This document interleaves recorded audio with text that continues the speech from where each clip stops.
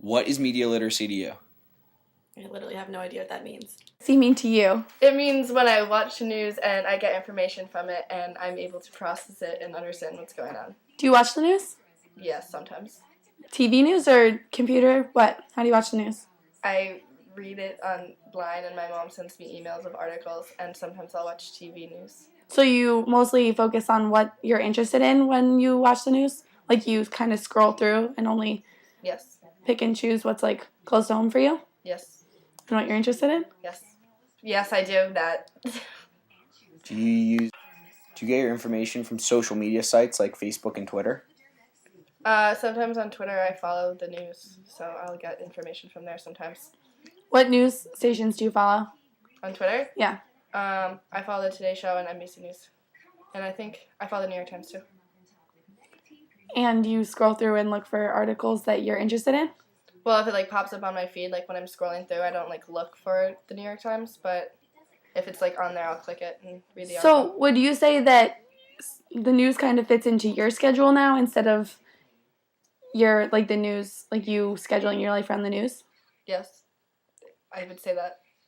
What does media literacy mean to you? That I watch informational stuff and learn about things that are going on in the world. And do you feel as if the news that you receive going on around the world is evenly distributed, or do you feel like it's mostly based on things happening in America close to your home? I think that basically the news that we get is kind of focused on where we live, and that the things that the news definitely in the New York metropolitan area is focused on our area. Yeah. Where were you when you found out about Osama bin Laden's death? We were watching a show on ABC, and there was a special news break, and I was kind of angry because I was trying to watch my show, and they told us, so I was kind of glad I was watching TV at the time, but I wouldn't have necessarily been on a news channel because they interrupted normal programming to tell us.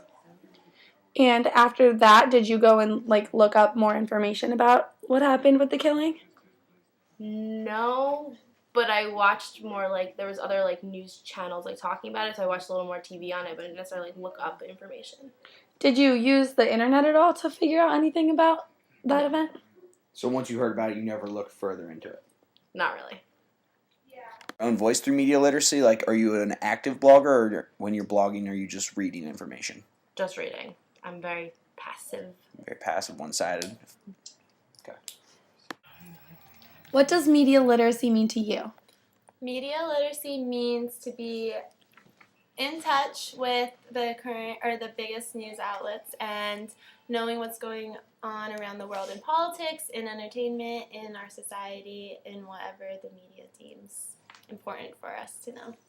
How do you get your news? I get my news a lot online, but I prefer print. I read the New York Times, but I read the Today paper section online. And then Huffington Post, I read and I follow a lot of blogs. I use an RSS feed on Google. Do you contribute to the conversation? Do you blog? I do blog, but I blog because I'm required to for my classes. I have a blog. I have a page on the Long Island Report that has one article on it. And then that's it, yeah. Do you update Twitter or Facebook with information that you would deem media literate? Statuses and whatnot? Not normally, but I just did. I just put an article that I wrote, but I was they were do it, so that's why. But I don't normally do that. But you shared it on Facebook. But I shared it on Facebook, and I'm from California, and so I found out a lot about what's going on in California government stuff through Facebook, through my friends. There's a bunch of stuff going on with Planned Parenthood, and the California budget sucks, so they were going to cut funds to Planned Parenthood, and the reason I found out about that was through my friends' Facebooks. Do you use Twitter? Not a lot. Okay. But I do. But I do follow the Huffington Post and the New York Times on Twitter. What is your biggest news source? Where do you get most of your stuff from? Is it the TV, the internet, from the newspaper, hard copies? Obviously, you said you read it online. I would prefer print just because, I'm print journalism. I'm kind of biased. But actually online because I work in an office.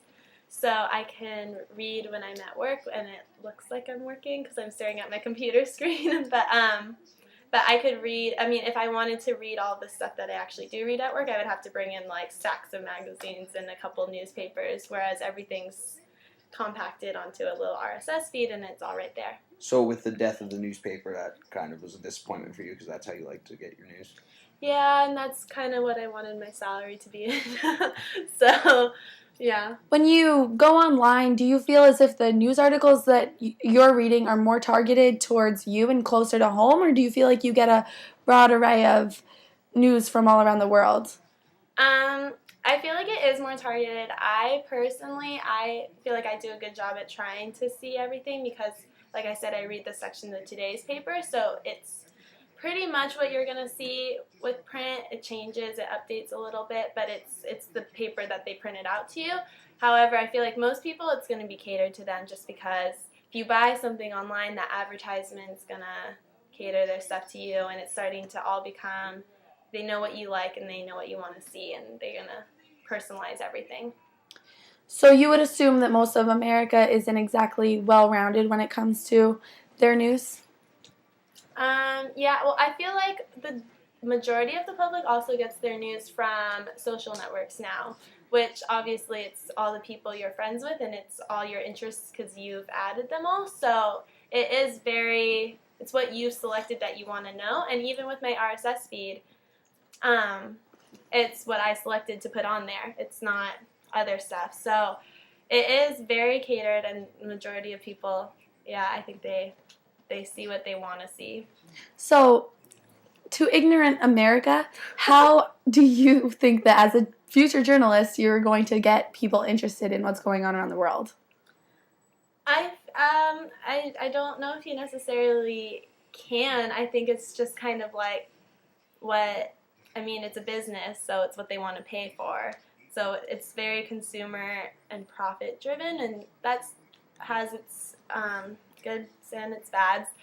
However, a lot of the news outlets, they put a lot of entertainment stuff and a lot of not really hard news, but it's more of like what people want to see. The biggest thing that people want to see on television news is weather. That's what they want to see, and that's not necessarily like always that important, but it's very catered to, especially television news, very catered to Speaking consumer. of television news, how do you feel about the bias in reporting, mostly related to television news? I feel like that is something that's kind of gone along with the decline of print, because print journalists now are having to wear multiple hats, and they're going to have to do a lot of the producing and everything, and because they're losing money in the industry, they're having to work that much harder to get their stuff picked up, and there's fewer and fewer journalists being employed. And when you have a journalist that's always having to cater or to basically work to get their stuff published, it walks a fine line of it being biased and unbiased, and not so much as like what should actually be shown, and more of what people will actually pay to read, which is not always in a citizen's best interest.